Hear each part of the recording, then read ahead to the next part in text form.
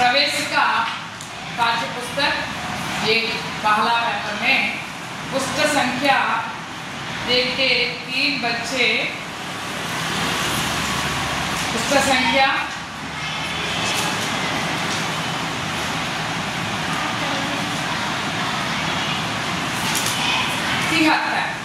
पुस्तक संख्या 73। यहाँ देखिए पाठ का सारांश। सुभद्रा कुमारी चौहान हिंदी की सुप्रसिद्ध कवयित्री और लेखिका है।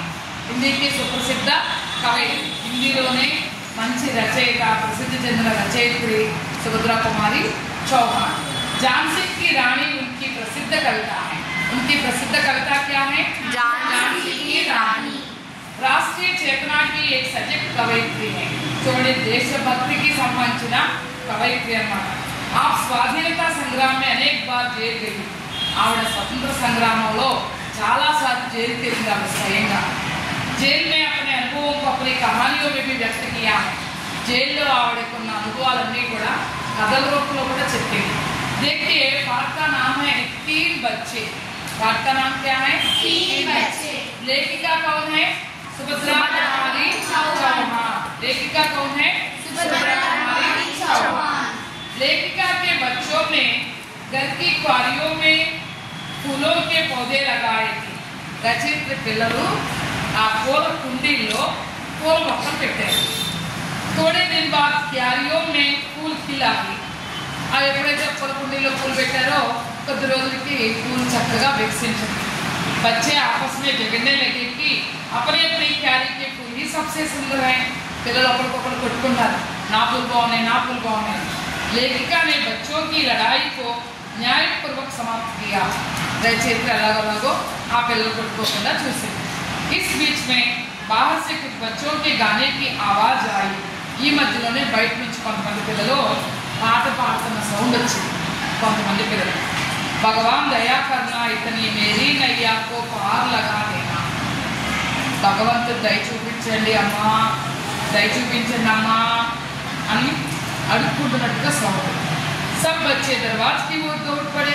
అయ్యో ఎవరో పాట పాడుతున్నారని పిల్లలు గబగబా గుమ్మం దగ్గరికి వెళ్ళారు। बाहर आकर देखा तो 3 बच्चे थे। बाहर आकर देखने से कितने बच्चे थे? 3 बच्चे थे। उनके कपड़े फटे पुराने थे, बटल चिरिगिपोए। उन्होंने बताया कि वे भूखे हैं, मैं चला आकलिगा ఉన్నాను అని చెప్పి వాళ్ళు చెప్పారు। लेखिका अपने बच्चों से उन्हें 2-2 पूड़ियां लाकर देने को कहकर अंदर चली गई। పిల్లలకి మీరు కొట్టుకోవడం కాదు, ఆ పిల్లలకి 2-2 పూరీలు తెచ్చి ఇవ్వండి అని చెప్పి अंदर चली गई, లోపలికి వెళ్ళిపోయి। बच्चों ने उन्हें भरपेट पूरियां खिलाई। 2 కాదు, ఆ పిల్లలు కడుపు నిండా పెట్టేశారు। और की 3 बच्चे। दूसरे दिन जब वे लोग चाय पी रहे थे, उन बच्चों की टोली फिर आ पहुंची। రెండో రోజు టీ తాగుతున్నప్పుడు మళ్ళీ ఆ ముగ్గురు ఆ సమూహం వచ్చేసింది, ఆ గుంపు వచ్చింది। लेखिका बच्चों के साथ दरवाजे पर पहुंची। ఈసారి రచయిత్రి పిల్లలతో పాటు గుమ్మం దగ్గరికి వెళ్ళింది। बातों बातों में लेखिका को पता चला कि वे तीनों भाई बहन हैं। మాటలలో ఏం తెలిసిందంటే ఆ ముగ్గురు అన్నదమ్ములు। उनमें से बड़ी लड़की का नाम ईटी, दम्मा पेरू ईटी। छोटी बहन का नाम सीटी। बड़ी का नाम क्या है? ईटी। छोटी का नाम क्या है? सीटी। और भाई का नाम प्रेमा था। भाई का नाम क्या था? प्रेमा। उनके माँ बाप जेल में थे। ससुरा अम्मा जेल में था। उनके माँ बाप कहाँ थे? जेल में। 3 बच्चों का नाम क्या था? ईटी, सीटी, प्रेमा। उनकी माँ के साथ उनका एक छोटा भाई भी जेल में था। వాళ్ళ అమ్మతో పాటు ఒక చిన్న తమ్ముడు కూడా జైల్లో ఉన్నారు। लेखिका को बड़ा दुख हुआ कि माँ बाप जेल में और ये अनाथ बच्चे सड़क पर भीख मांगते फिरते हैं। చాలా బాధ కలిగింది। అమ్మా నాన్నేమో జైల్లో ఉన్నారు, ఈ పిల్లలేమో అడుక్కుంటున్నారు, పాప రోడ్ల మీద పడేది। वे तीनों बच्चे जेल के पास वाले नाले के पुल के नीचे रहते थे। పిల్లలు ఎక్కడ ఉన్నారు? ఆ జైలు దగ్గరలోనే ఒక మురుగు కాలువ వంతెన దగ్గర పిల్లలు ఉంటున్నారు। लेखिका के बच्चों ने उनको कपड़े आदि दिए। आ रचयित्री पिల్లలు వాళ్ళకి బాగా ఇచ్చారు। लेखिका इस बीच में सत्याग्रह में शामिल होकर जेल गई। ఈ మధ్యలోనే రచయిత్రి కూడా జైలుకి వెళ్ళిపోయింది, సత్యాగ్రహంలో పార్టిసిపేట్ చేసి। उनकी सबसे छोटी बेटी मीनू उनके साथ ही गई। చిన్న పిల్ల ఉండే పవిత్ర చిన్నపిల్ల मीनू, उसका नाम क्या है? मीनू కూడా తనతో పాటే జైలు వచ్చింది. लेखिका की सेवा के लिए 2 साधारण कैदी स्त्रियों को लगा दिया गया था. రచయిత్రి సేవ కోసం 2 సాధారణ ఖైదీ స్త్రీలు కూడా, ఈ రచయిత్రి అంటే కొంచెం అంటే ఏమంటారు సెలబ్రిటీ కదా, అందుకని ఆవిడ సేవ కోసం 2 అమ్మాయిలు ఉంచారు జైల్లో ఉన్న వాళ్ళని. लेखिका की सेवा में तैनात औरतों में से एक प्रौढ़ा थी. ఈ రచయిత్రికి సేవ చేసే వాళ్ళలో ఒక అమ్మాయి పెద్ద అమ్మాయి ఉంది. उसकी गोद में एक बच्चा था. ఆవిడ వల్ల కూడా ఒక పిల్లవాడు ఉన్నాడు. उस औरत का नाम लकिया था. उस औरत का नाम क्या था? लकिया. वह सब काम लगन से करती थी. अन्य पन्नू श्रद्धा చేసేదాన్ని. और लेखिका के बच्चे को भी अपने ही बच्चे जैसे देखभाल करती थी. రచయిత్రి పిల్లలు కదా मीनू, ఆ मीनू కూడా తన సొంత కూతురులాగా చూసుకునేది. लेखिका को बाद में पता चला कि पुलिस को मारने के कारण लकिया को जेल भेजा गया है. తర్వాత తెలిసింది పోలీసు కొట్టిందని లకియాని జైల్లో పెట్టారు. అప్పుడు ఆంగ్లేయులు కాలం కదా.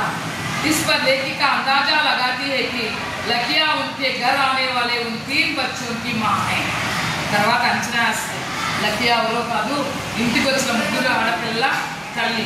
लेकिन लेखिका लकिया से कुछ पूछने का चेला. एक दिन खूब मूसलधार बरसात हुई. ఒకసారి ధారాపాతంగా వర్షం కురిసింది. अगले दिन समाचार पत्र में खबर आई कि जेल के पास के नेले में 3 गरीब बच्चे भागे. చూసారా పాపం ఎంత దీనమైన పరిస్థితితో. తర్వాత వెంటనే వర్షం బాగా ధారాపాతంగా వచ్చింది. వచ్చిన తర్వాత ఆ వర్షంలో ఆ వరదల్లో ఈ 3 పిల్లలు కొట్టుకుపోయారు. అది అని సమాచార పత్రికలో వచ్చింది. वे गाकर भीख मांगा करते थे, उनकी लाशें मिली. వాళ్ళు పాటలు పాడుకుంటూ అడుక్కుంటూ ఉంటారు కదా, శవాలు దొరికినాయి. लेखिका के सामने उन 3 बच्चों के चित्र खींचाई. రచయిత చాలా ముందు ఆ 3 పిల్లలు బొమ్మ కనిపించింది. उन्होंने जबरदस्ती अपने आंसू को रोक लिया. బలవంతంగా కళ్ళ నీళ్ళని ఆపుకుంది. बच्चों के बारे में पूछा. రచయిత్రి లకియాతో వాళ్ళ పిల్లల గురించి కూడా అడిగింది. लकिया अड़गी ఏం చెప్తారు. लकिया ने लेखिका बच्ची को अपनी बच्ची कहा. लकिया రచయిత్రి భార్య పిల్లని తన పిల్లగా చెప్పింది. ఎవరి పిల్లని? रचयिता. इधे ना पिल्ला. लेखिका ने जेल के बाहर रहने वाले उनके बच्चों के बारे में पूछा. तो लकिया ने कहा, జైలు పక్కన ఉన్నారు కదమ్మా 3 పిల్లలు, వాళ్ళ గురించి ఏంటమ్మా, ఎవరమ్మా వాళ్ళంటే వేతో భగవాన్ కే హై, వాళ్ళు భగవంతుడు పెట్టు అని చెప్పింది. ఎవరు? लकिया. इस तरह कहानी समाप्त होती है. जिनको कहा मुझसे धन्यवाद.